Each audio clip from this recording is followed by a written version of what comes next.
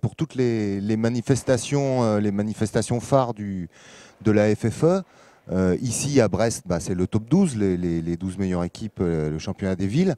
On a décidé de faire des animations, de sortir en fait le jeu d'échecs des salles de jeu et de faire des animations dans la rue.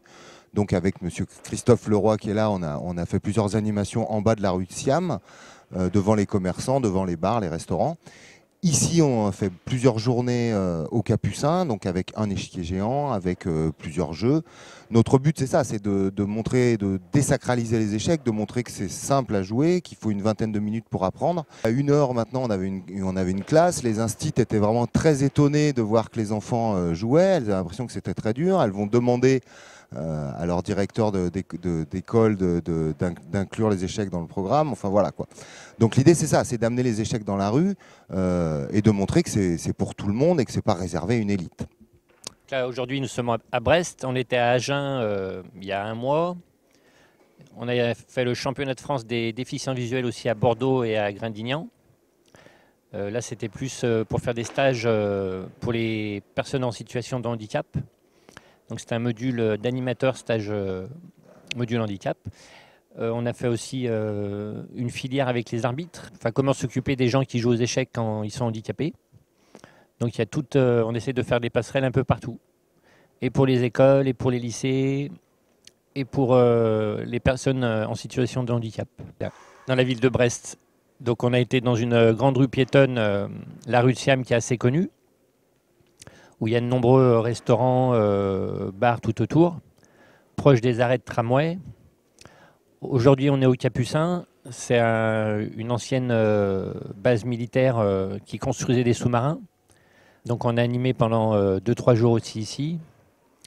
On s'est mélangé à d'autres sports dimanche dernier. Voilà, donc là, on était avec le tir à l'arc, on était avec l'escalade.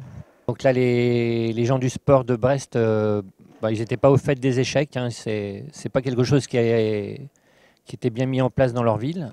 Donc là, ils étaient impressionnés. C'est là où on a eu le plus de monde d'ailleurs. On a dû avoir une quarantaine de jeunes et adultes durant tout le dimanche. La venue de Karpov, c'est sûr, plus le match franco-russe. Là, il y avait bien 200 personnes, je pense. Hein, sûr, oui. Et bien évidemment, après, il faut aller à l'UBO, à l'université, dans les grands gymnases. C'est là donc on n'a pas animé évidemment puisque c'est plus réservé aux spécialistes. Mais on a réussi à envoyer là-bas vers les meilleurs Français et plusieurs joueurs du top 20 mondial. On a réussi à envoyer 2 collèges. Donc 2 collèges qui se sont rendus sur place pour voir les grands champions français. Et c'est vrai que sans ces animations de rue, ils n'auraient même pas su, ils ne seraient même pas passés. Donc ils sont passés à 2 fois 12 à 16 élèves. Sinon, on a rencontré beaucoup d'habitants dans la ville qui savent jouer, mais qui n'ont jamais fait de club. Et finalement, ils sont venus, ils nous ont suivis dans les différents lieux pendant au moins 3 jours ou 4 jours de suite. Donc il y en a qu'on a rencontrés à la rue de Siam, après ils nous ont suivis au Capucin.